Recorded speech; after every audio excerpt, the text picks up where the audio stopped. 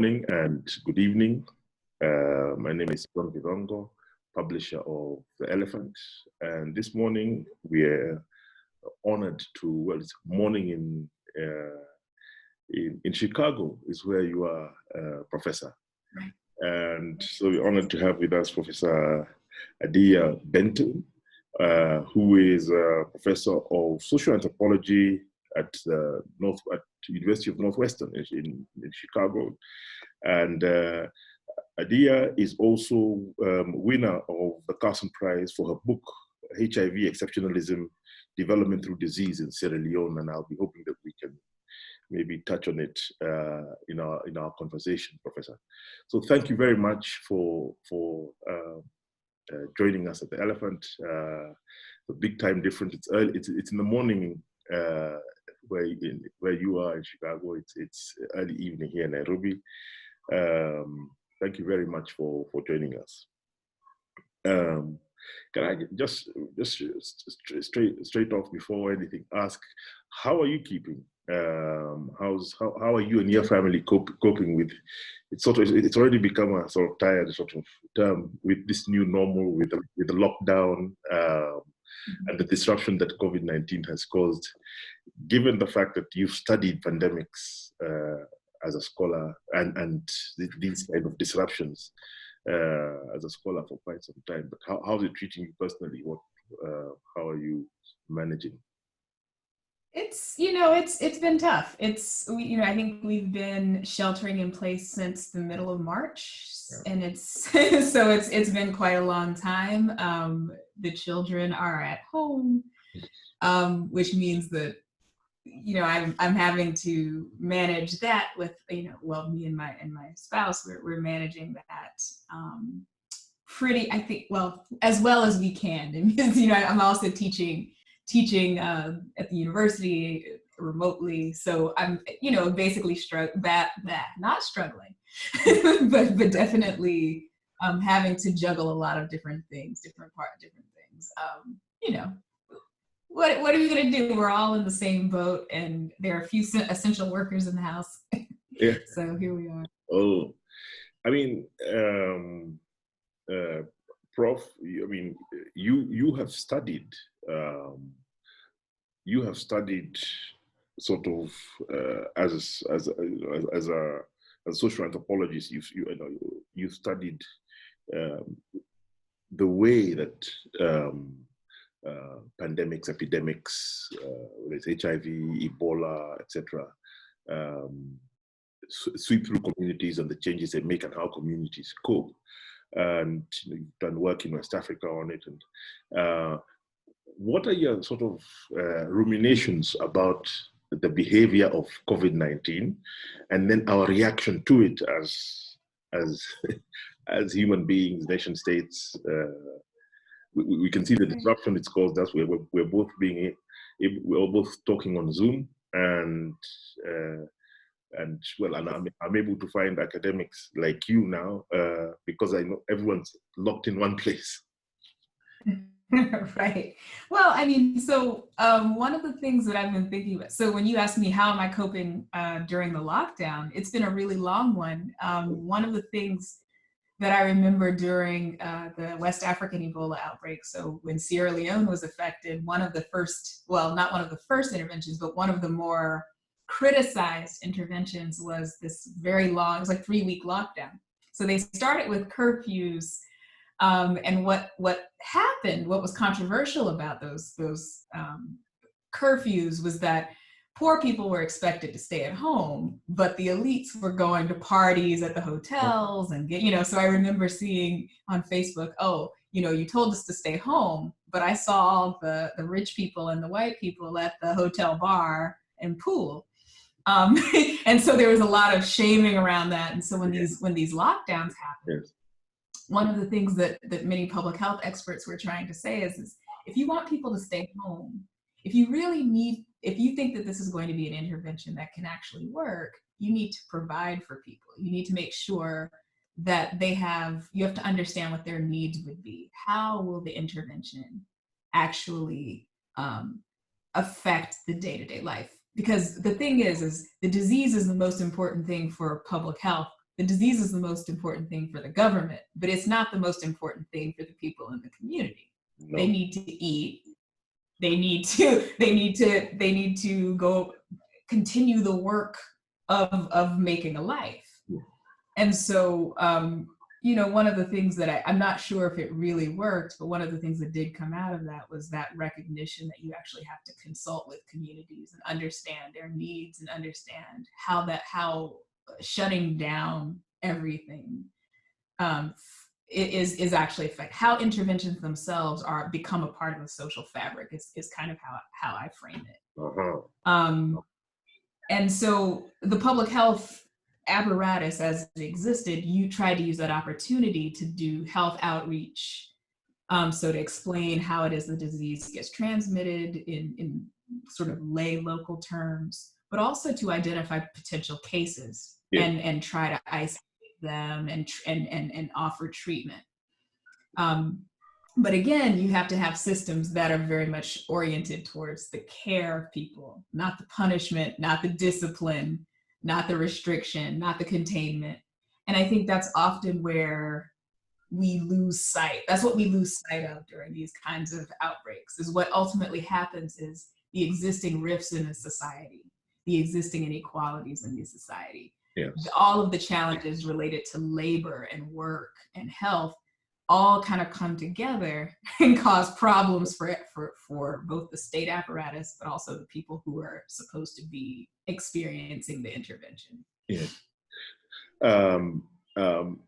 That allows me to ask a question which has been sort of bothering me as well. You know, like many people, I'm sort of also under lockdown, so spending quite a bit of time trying to understand this pandemic and its impact on society. It sort of caused me to ask somebody who, you know, of your background and experience and sitting where you are at Northwestern, a question of something which has been of some, just caused, you know, some intrigue and just tremendous interest here. And that is the fact that in a number of many US cities, despite making up only a small part or just a major minority in the population, the Black communities have been disproportionately impacted by terms of hospitalization and deaths from COVID-19. And you know, that's not only the case in the US, it's also in parts of Europe. And you know, I would ask just a sort of simple layman's question, if you'll allow, what's going on?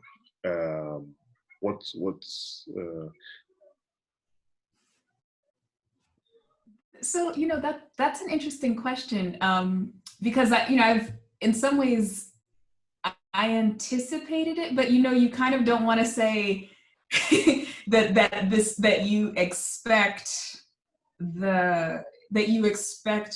existing inequalities to manifest in these terrible health outcomes, but it's what's happened before. Yeah. And what I mean by that is, you know, we recognize that, and it's not just our cities actually. Yeah. So I think we're definitely going to, well, we are seeing this in some of our rural areas as well. But what we're seeing is the long-term or the after effects of a series of, I guess, dispossessions and discrimination. So what, you know, like we have, you know, in the US, our insurance, the way that we finance healthcare is bizarre, right? Most health insurance is provided through work, through your job. And then there's a sort of state supplement kind of health insurance as well. And what you see is that if you aren't, you know, you don't necessarily get access to primary care regularly unless you kind of you either have to fall into a certain category of very low income, or you have to have certain kind of work. Yeah. And so there's that, but then there's all these other things that contribute to poor health that are linked to where we live, so residential segregation is an issue. Yes. And so if you have higher environmental exposure to certain kinds of environmental toxins that, you know, change your respiratory function. If you have, so there's like a lot of the situations in which we find themselves that shape our health, our ability to have access to good healthcare, but also good health. It's already disproportionately affecting Black and brown people. It's already affecting very poor people. And if you have a higher concentration of poverty amongst those populations, and you know, where people live, how they access care, all of those things matter, then we're talking about greater susceptibility to death, to premature death. For one, that's one piece of it. But then there's all of these other things. So the pre-existing conditions thing that you've heard about, like people who already have asthma or other respiratory issues. But also work, right? Like if you're an essential worker, you're driving buses, if you work in a grocery store, if you're, you know, like if you do all of these things that are, if you work in a warehouse, if you work in a meat packing plant, all of these things, which are often, again, segregated sectors, you're talking about increased risk being concentrated amongst a particular group of people. So that's why we're seeing these issues. And that's why you're going to see it in rural areas as well, because in the US, that's where our prisons are. Oh, yeah. So our big prisons, that's where our agricultural industries, so the sort of all of the meat processing and all of that stuff, it's where warehouses often are situated. So there's some urban at warehouses, but there are also a bunch of, so we're talking about these really, we're talking about how the outbreak is or how this disease is being concentrated among certain sectors and within certain neighborhoods. And, you know, depending on your household, like, are you living in multi-generational households? Are you living in, you know, so that, I mean, I talk to people about this all the time, you know, because I have, you know, friends who are like, oh, my cousin's a police officer, and they share a home with grandmother, cousin, whatever. So we're talking about all of these different factors that shape risk. So, I mean, I would say, I mean, I know it was sort of a long-winded answer, but it's sort of all of these things kind of come together to shape people's risk. And that's the kind of question that you're constantly having to ask yourself when you're looking at epidemics. How is risk shaped by the way people live their lives? And how are their lives shaped by these kind of broader social, political, economic structures? Yes. Yeah. No, thank you. I mean, that is it's also an issue in a country like Kenya, Zimbabwe, South Africa. South Africa has had one of the best responses of the African continent to the COVID-19 pandemic, but you have to keep in mind that, you know, these are former apartheid societies, and in some cases the old structure of both the state and society and the relationship between citizens and their state wasn't changed more than superficially, you know. So we still have a small elite that behaves very much in the way that the colonial elite behaved. And one of the trends, which is the cause of considerable debate here, and I'm sure you've seen it and we have an opinion on it, is that the measures that are implemented to by nation states to manage the behavior of people in an effort to stem this kind of pandemic often involve a level of securitization that can be very, very disruptive. And, you know, just to use a term that you used, these interventions become part of can become part of the social fabric, and I don't know whether I understood you properly on that, because one of the concerns we have here is that some of the restrictions vis-a-vis movement, the involvement of the police force and military in other places in the management of how people behave in public spaces, the powers which states sometimes abrogate to themselves to monitor and trace their populations, and concerned that these kind of changes can become quite resilient. And that 3 years from now, when COVID is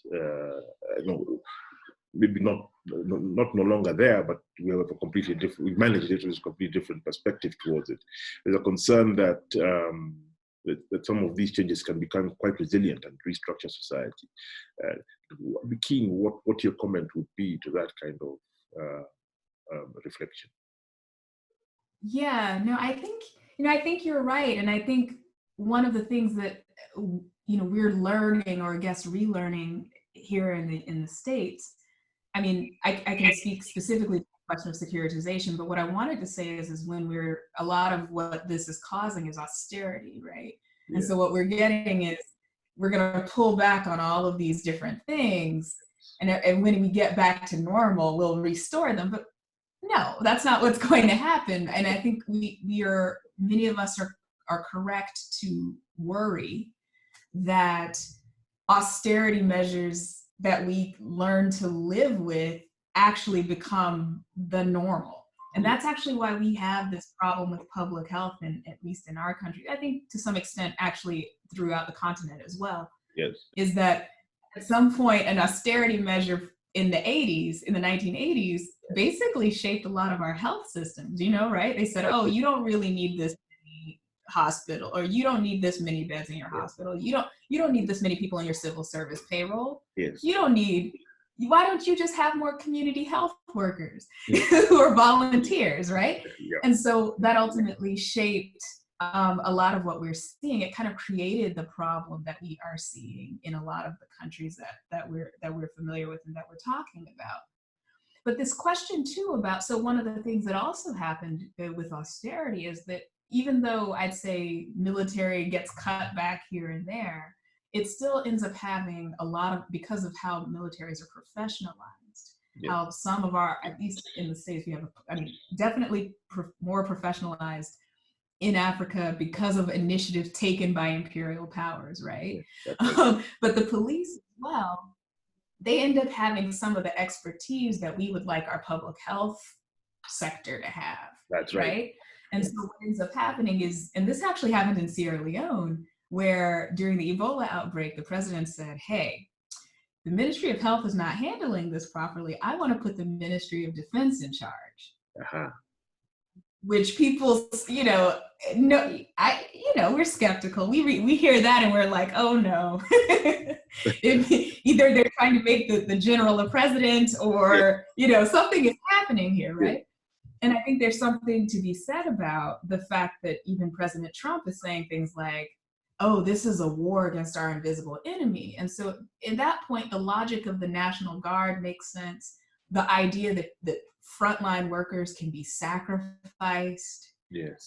Those become part of the logics of how security kind of infiltrates and fills in, and starts to substitute for the possibility of care, right? Like that's when you start to reimagine our relationship vis-a-vis the state, vis-a-vis the military, vis-a-vis health, as somehow inextricably linked. Yes. So the violence becomes the point and the backstop, right? So what happens if I leave my house without a mask? Yes. Well, the police are going to force you to put one on. They're going to beat you up. They're not going to hand out more masks, right? That'd be nice. Yes. They're going to beat you up or arrest you. Yeah. Or we start to, so one of the things I was telling someone I was talking to, I said, it's really funny how, like, I spend a lot of my time on Twitter because, I have to entertain myself. But I noticed that there are people posting pictures. They'll go, oh, today was sunny. And did you see all those people were not social distancing? Yeah. It's like we become police. That's a very we become judge. We become jury. Yes. Instead of thinking, well, you know what? We've been sitting in the house for 8 weeks. Yes.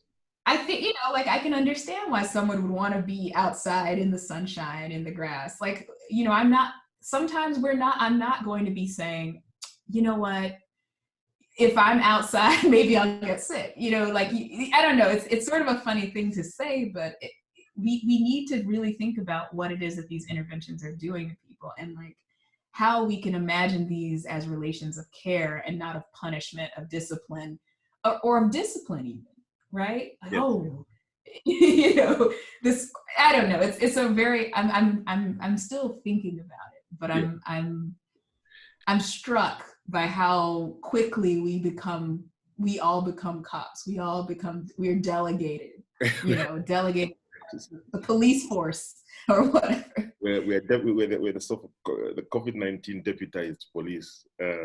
Right. That's a really interesting point, yeah, because that's been a concern growing in many quarters, and people are sort of meditating over it and studying it. And which brings you to another question, which I would be keen to get your opinion on. That is directly related to it.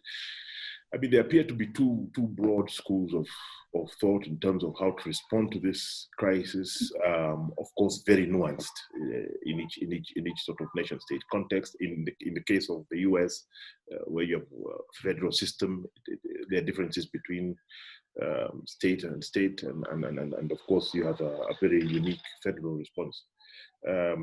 But everything falls into two sort of buckets. You have essentially the model which was adopted, which was adopted in Asia and I would say perfected there. Of, you know, once you identify the hotspot, as it were, you test, you trace, you treat. So, the kind of interventions we saw in Wuhan, in China, and we see a number of Asian countries, lots of Europe eventually went into the same approach to this particular pandemic. Which, like the way you describe it, you're essentially throwing your economy at a pandemic. So the effect is austerity, and but that has been one model in Sweden, for example, in the UK initially as well, and one has heard similar mutterings from different parts of the US as well. The other model says that actually, with a virus like this, what you want is to reach a sort of critical mass of the population that has been infected and has antibodies, and so this concept of herd immunity that sort of emerged and is something that is being discussed, and obviously is a cause of some debate. I'll be keen for your opinion about that debate, and what works in what context better. It seemed as if China was able to do certain things because it is China and it has this sort of unique governance system.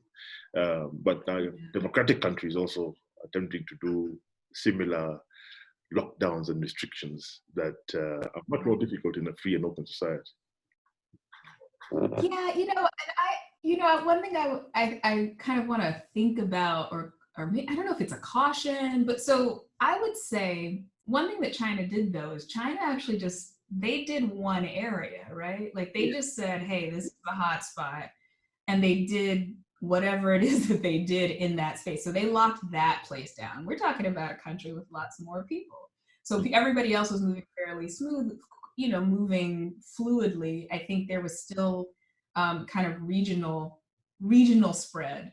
But what happened was, I think their issue was things got out of hand really quickly, and they then sort of locked everything down. But that's also from their experience with SARS, their experience with, so they actually had experience with this, and they kind of just sort of went back to an old model that they're used to. Okay. And just sort of took that part. So I would say they actually represent one way. So you then have other places like, say, Taiwan, Taiwan, Singapore, South Korea that actually did that stuff that you're talking about, which was actually, we don't really want to shut things down. What we're going to do is rapidly identify these cases, do rapid contact. So it's not that China did the contact tracing, China did the isolation, China did all of those things. They built massive hospitals in 10 days. Yeah. But South Korea and Taiwan said things like, okay, actually, we think we can handle this if we do what I call the bread and butter of public health. Yes. So you don't necessarily, restrictions are your last resort. They're not your first, you don't take the biggest hammer for that nail. you take the hammer that you need for that nail. Sorry. And then it's only when you have multiple nails that you get the big hammer and pull it out, right? Okay. So they said, okay, what we really need to do is scale up the testing. We need to make sure that we can test almost anyone who needs one. Yes. We can't presume that just because that somebody doesn't have symptoms that they're not testable. Yes. We should test the people as they come in contact, because it seems that they're all of this community spread, and not everyone knows when they've been in contact with someone. Yes. And so people are still moving freely, but the understanding is that you need tests. And once you have tested positive, you go into isolation. You isolate yourself. Yes. And so I'm not sure if Taiwan or South Korea did this, but if I were running that situation, I would say, okay, here is a place where you check into your isolation room, you get your meals, you get your meals, you get your care. And then after 3 weeks, when you've, gotten over whatever you've gotten over, you move on. Yes. So there's that much. And then there's this kind of like, so for some reason, even though this isn't part of the pandemic plans that many of our states prepare, a lot of them just went into lockdown. Okay. After realizing that things just got out of hand. Like, they weren't doing that contact tracing, the bread and butter, as I call it. They haven't been doing the testing. We still don't have adequate testing capacity in the United States after all these weeks. Yeah. If we had sometimes I wonder if we had this happen 30 years ago. Actually, no, that wouldn't, because we actually had a problem with HIV, yeah. And continue to have it. But one of the things that, if we had, so this is where the Africa part comes in, because one of the things that I appreciate about having worked all over the continent, especially in West Africa, is if I were a health person and I said, you know what, I need health workers. I need people who can do contact tracing. I need someone who can help with the isolation unit. I need people who can I could mobilize something fairly quickly. Yes. And we're just now at this point in the States where we're hiring people to do contact tracing and hiring people to do all of these things. For some reason, Google said they were going to make an app to trace everyone, and instead thinking, not thinking about the privacy issues. And I was like, make an app that contact tracers can use so they can go around and do this stuff. You can have people. You still can hire people to do things without forcing the smartphone into the equation. Yeah. And so, there are, I think, I guess maybe it's 3 schools, which is there's this Wuhan sort of hybrid model that does all of the things, yes. But it also does the big hammer. It does the big hammer plus other things. Yes. There are these countries like Taiwan and South Korea that have opted for, I won't call it high tech, but really high concentration of human and technical resources to do public health properly. Correct. And then us, everybody else, including many of the African countries, I would say places like Ethiopia and Rwanda, they started their screening very early. Yes. So maybe they'll have, maybe they'll be okay. Yes. And maybe some of the West African countries that are developing rapid diagnoses and doing genomic sequencing and all of those things.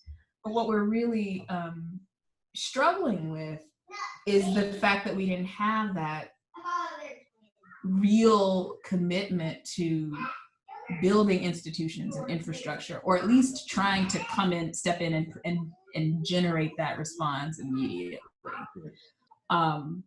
So, and that's the thing, like UK, like what are they were like, is let people die. And then they realize that just doesn't work. Like it starts to gets bad really fast, right? That's right. Sweden is probably also going to have this, we thought we could just let people die slowly, and Yes. it would, I don't know if they're going to reach herd immunity actually. Sorry? I said, I'm not sure that Sweden will actually reach herd immunity very quickly, or as quickly as they would need to be able to say that. Because we still don't know actually how long immunity lasts if it does with coronavirus. Like we're still learning that. Correct. We don't know. Correct. So what if everyone gets it and then they all get it again? It's going to be a disaster. Correct. But then it's a disaster for all of us. Because in that case, it means that we're going to be struggling until we have vaccines and adequate treatment. So right now we're just doing what we do, which is treating the symptoms and trying to keep bodies going. Yes. Or whatever. And so I think that's one of the challenges that we're facing. I mean, and people who get sick and live, they're talking about being sick for 2 or 3 weeks. Uh-huh. I mean, can you imagine? Yeah. 3 weeks of being too sick to do much. I mean, even that is a problem. That is. We're talking deaths, but actually being sick for 3 weeks, I couldn't, there's so much that I won't be able to manage. Correct. If I can't get out of bed for that long. So what are we ultimately trying to do as people, as a society, or as a global society? Which you're now quite focused on you're part of a global movement to improve access to quality surgical care in the poorest countries. Can I ask you a bit about that, and how the COVID-19 is sort of shaping, or some of the ideas that you've been supporting in this area vis-a-vis public health? Has it accelerated? I mean, I'm sure that together with your colleagues, this is something that you are you are already advocating for and studying. Then COVID-19 comes along. How has it changed?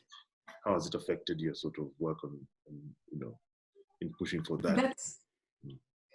That's funny that you say that, because I started that project in, I think 2010 maybe, and I started I'd finished my HIV book, and I said, now I'm going to do the surgery project. So I had been in Mozambique for a little bit of time, because my spouse is a surgeon who had been living in Mozambique, and so I said, I'm really interested in how these, because so basically what the thing that was happening at the time was, I think he was a minister of health, had been a surgeon who started this project that trained nurses to do some basic surgical techniques, and that started in the 50s when he was a doctor in East Timor or something. You know how all of the colonial people moved through all of it. So this whole Portuguese colonial situation. Yeah. So I was following him because he was doing this sort of socialist model of medicine that was, looking to build is justice movement. It's a justice movement through health. Yes. And so a part of the project was to go back to Sierra Leone and watch this movement grow. And that's when Ebola actually struck.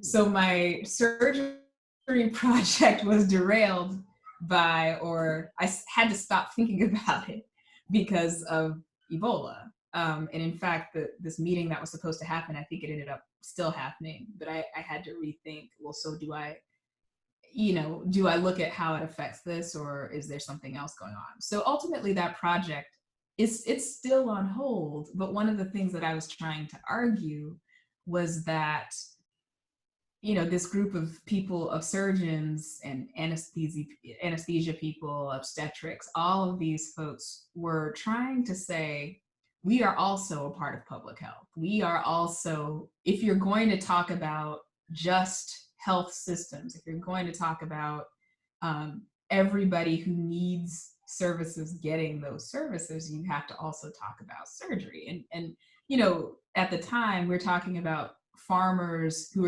had these huge hernias and were, and they can't work. Yes. And the global metrics were saying things like, oh, it's not bad until it's so big, whatever. So anyway, the point that I'm ultimately making is that there is a set of ideologies guiding what constitutes public health. And to widen the view of what constitutes public health is to challenge some of the ideological assumptions about poor people, the treatment that poor people should have access to, basically this question of deservingness and worth, value, as underlining all of this public health discussion. Because even the most progressive public health practice is still like hemmed in by this question of cost and value.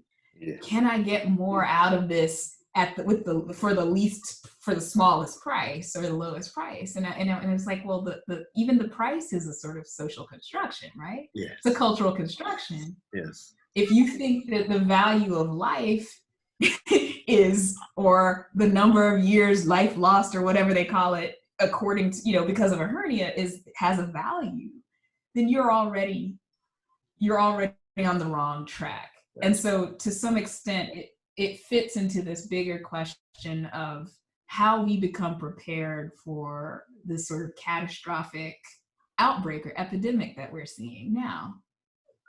We have to value something different if we're going to actually build systems that can help, that can allow people to survive this.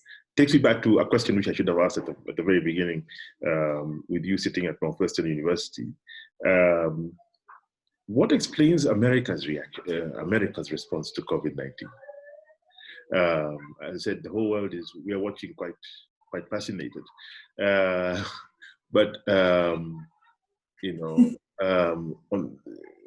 Of course, there's a bit of quite a bit of bewilderment. On the one hand, you have people who clearly know, really know what to do in these types of situations. But there has been a considerable amount of unequalness and variety in the way the US has responded to it. As the world's richest country, I think prior to COVID-19, it was one amongst the world's sort of 5-6 most prepared countries in the world for a pandemic from right.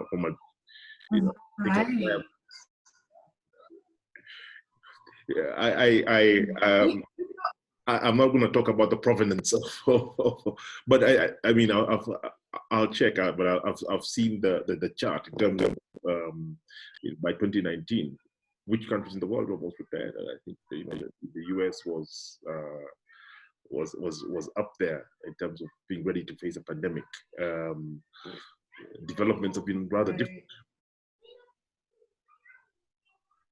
So so part of my research is also about metrics. Yeah. And the idea of list making, right? And so one of the things is if you make your own report card, if you're the designer of your own rubric for grading, then often you are the person who does the best on your own report card. I mean, like, let's just be real. If your metrics are the ones, right? Yeah. So, and that's often the case for all of these indices that are about ranking, the best or the most, whatever, right? And at some point, when those metrics become the benchmarks that you impose, then those become so those are the things that you strive for preparedness, but they may not actually measure what it means to be prepared in the real world, like sort of real life, right? And so we're being tested. But we also, so I think there are a few things about the United States that make it actually quite vulnerable to something like this. And it's not simply like that we didn't have enough ventilators or PPE or whatever, but we have had, again, when I was talking about austerity, you know, we've had decades of sort of rollbacks when it comes to health systems. So this sort of for-profit model of medicine has absolutely made it difficult for places that have they basically have a lot of poverty, they have a lot of inequality, et cetera. Makes it very difficult for hospitals to stay open and to keep running. So we do have some city and state-run or public hospitals, but they're far and few between. We have these, you know, as long as profit is sort of a part of that. The other piece is that public health function is I think minimal. So we have, because you know, we have this federal system and the state system. And so all of these generally what happens, the way public health operates in the States is, you know, every state has like a public health department. And then maybe whatever municipalities or counties or whatever might have their own, but those are financed very differently. So New York City Health Department may have more than some whole states would have for their public health allotment. So which isn't to say that New York City's public health department is funded at the level it should be funded, but it certainly is better funded than a lot of other places. Because it has a long history. And in fact, if you run the New York City Health Department, that's like a stepping stone to some other big job ultimately, right? So these big city, so we have all of these, but who does the bread and butter? So we have, you know, epidemiologists, health educators, health communications experts, environmental health. We have all of that stuff that those people are supposed to be doing. But again, will we be able to, who do we have to go and do contact tracing? Who will be out doing that? Like, who manages that process? Yes. Especially in a rural county that's hard hit, which did happen in Washington State, right? Washington State was one of the first states to have a massive outbreak. But they also happened to have a university research project that also happened to be doing a flu study. Uh-huh. And so they were able to make their own diagnostic tests. Yes. Early and kind of deal with that problem and use their staff for contact tracing. So they were lucky. Okay. They were lucky in that regard. They were able to say, oh, nursing homes are the cause. They started their lockdowns and tracing early. And I think they're doing significantly better and may reopen. But, you know, we have a bunch of other centralized health agencies as well. So everyone's heard of the CDC because they're in movies and they show them on planes coming to investigate the outbreak or whatever, like superheroes, right? Where are they now? You know, they messed up a lot. They messed up with the diagnostic test. They messed up with, and we don't even see the head of the agency speaking, independent of the president. The president has a daily press briefing. Actually, I'm not sure if it's daily anymore, but I used to watch them, where he contradicts the experts, where he, contradicting them is the first part, but where he also kind of tries to overshadow their expertise.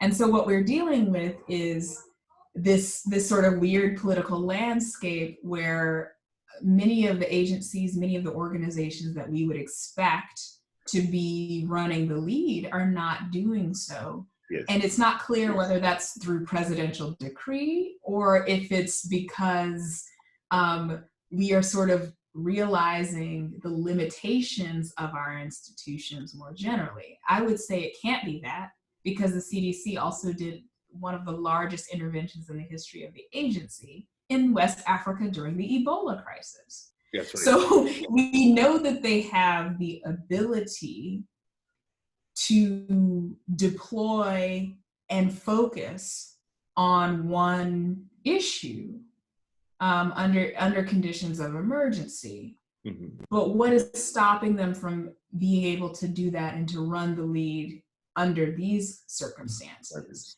It's not clear. I'm trying to figure, that's something that I'm actually trying to understand, because part of my research with Sierra Leone is about understanding that relationship between the CDC, the US CDC, and Sierra Leone. Yeah. But also now we have Africa CDC, so hi.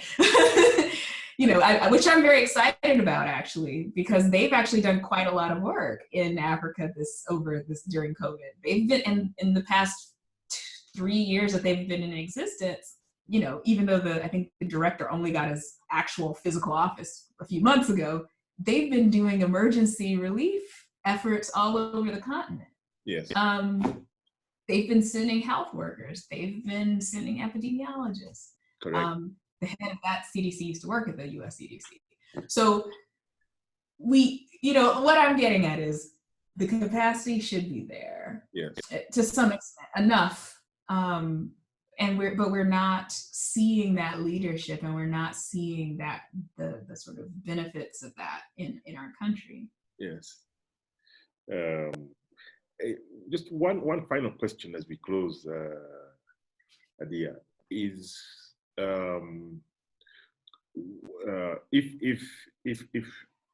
if COVID-19 were, as you said, it's a major stress test even to developed countries, and what are the most important lessons that should emerge from this pandemic, in terms of how public health systems are designed?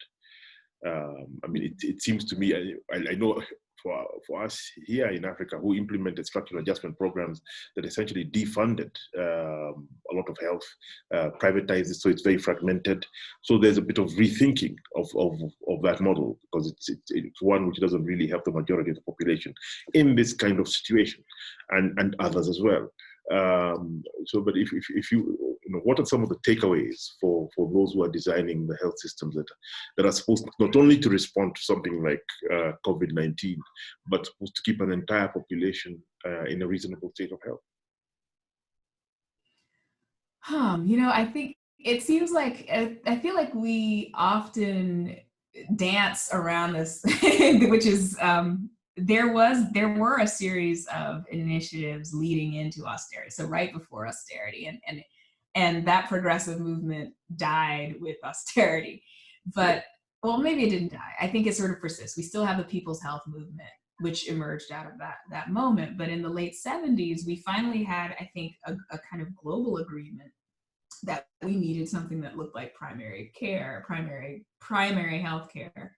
While I think it also was too biased to the question of cost and low tech, sort of appropriate technologies, I think the spirit and underlying it, the ideologies driving it would be really useful right now. And that was to really to start from the bottom, to really imagine health starting in communities. Yes. So, and I was talking to this Ghanaian scholar whose mother was a traditional healer in the forest region.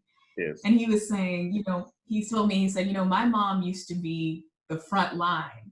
Even though she wasn't hired by the government, she said, when people came to her for help to get something for their health problem, if she saw something that was unusual and that she knew her herbs would not help, she would report it to the health unit, and then that person would go and all of that stuff. And so it was like an early warning system that ultimately helped to kind of, so if there had been an outbreak of Ebola in 1972 under, Africanized Ghanaian socialized Ghanaian health system, yes, it would have stopped early. It would have stopped at that, in the village, in the forest region. And so I would say you're starting with communities, however that's defined.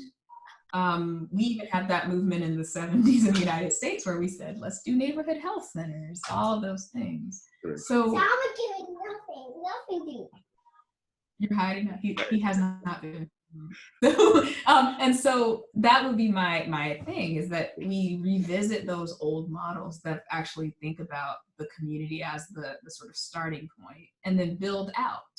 Yes, we need tertiary level hospitals. Yes, we need, because that's where your cancer care is. That's where your surgeries are. But we also need, we're going to need those community level responses and everything in between. And so that would be my sort of takeaway. But that's like I said, that's old school basic public health 101. That's, it sounds pie in the sky, but there's a model and it exists. And it would be really interesting to kind of rejuvenate or rethink that. I mean, and it's an investment too. Yeah. It's something that I wish that we could have mobilized under the conditions in which we are currently living. If we had been able to actually have that conversation and say, yeah, somebody's going to knock on your door and check your temperature and make sure you're okay. That for me, it's a powerful note to end on. That ultimately it's about people, it's about community, and because one of the panaceas that is being sort of whipped out in varying forms is how technology is going to come to the rescue in terms of COVID-19. But it's very much a tool. It's not five new apps are not going to be the silver bullet that stops COVID-19, is my sense. And I think, as you say, it's public health 101, but perhaps that's where we need to go back. That's where COVID-19 should take us. Mm-hmm. Absolutely. Yes, absolutely. Great. Well, Dr. Adia Benton, I am so grateful for your time. It's the morning your time, in the evening here. Thank you very much. I trust we'll be able to come back to you because this COVID-19 pandemic is changing so much so quickly, and I'm very keen to get your wisdom and approach in a couple of weeks' time, and get your perspectives then as you continue to process all that's happening around you. But from Nairobi, I say thank you very much for giving us your time. I'm sure you must be very busy, and we hope to be speaking again. Yes, thank you. Great, thank you.